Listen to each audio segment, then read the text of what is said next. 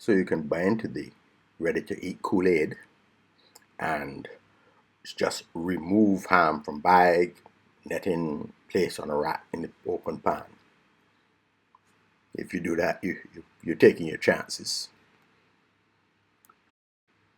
Here's what that looks like. See that grungy stuff in the netting? I don't know what it tastes like. This is what the surface of the ham looks like under the netting. So I just carefully cut all of that off. You don't lose a lot of meat. The skin looks like this, and you just want to get a sharp knife and scrape all of that off. You don't, again, lose a lot of meat. You just scrape off the grunge, and it helps the ham crispy up. Sharp knife is key. And on to another sharp instrument. This is just a Stanley blade, and you cut these cores maybe 2 centimeters apart in the skin, parallel to each other. Then add the mighty salt. You just want to pile it on top of the skin, and if you can position it, you can keep maybe a 1/4 inch layer and then put it in the fridge, at least overnight. This will draw out the moisture so the skin will crackle. Next day you bake it, however you normally bake it, 375 for how many hours, 2.5, 3 hours.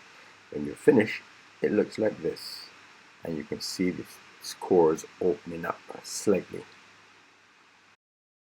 Then you take off the skin. You just cut it off. You cut through the fat layer. Don't leave too much fat on the skin itself. 1/8 of an inch should be good enough. Then with the same sharp Stanley blade, you do your crisscross thing and stick in the cloves. Pretty much standard, per your personal preference. I like to make up a little glaze: honey, hot sauce, barbecue sauce, sugar, rum, mustard, but it's your preference. Then apply it liberally. It will drain off the edge. I usually apply it at least twice into a fairly hot oven, 400 odd degrees for maybe 10 minutes each application.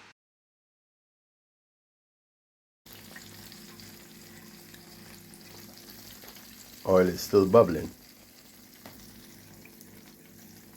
but it has a sufficient glaze on board.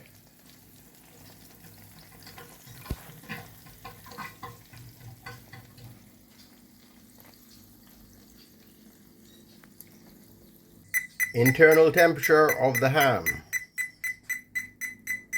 Probe, a thermocouple with a probe of antimony and bismuth for those metallurgicals. 149.3 degrees Fahrenheit for old people.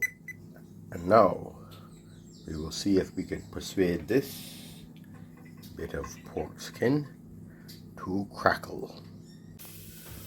Okay, we're getting rid of some of the extra oil on the underside of the skin.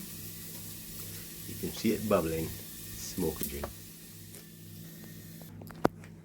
Okay, we've now flipped it over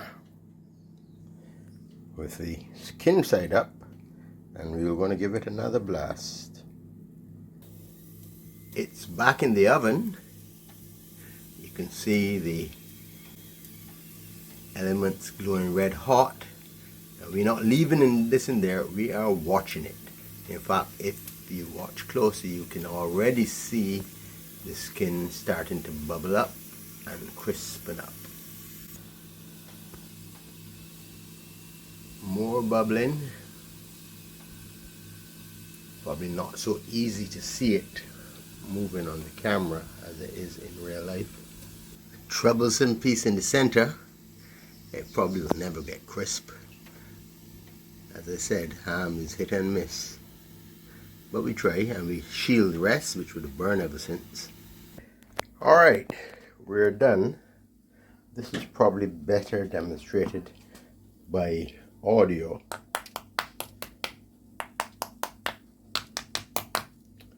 Here now is where I'm not so happy with. Not quite as airy, but we still got some crispery here. This is definitely crisp. You could probably see the crackle. Hit it with something harder. See it crackling off, crisping in. That's about it, folks. Crackle. Let me see what the underside looks like. Ooh, behave.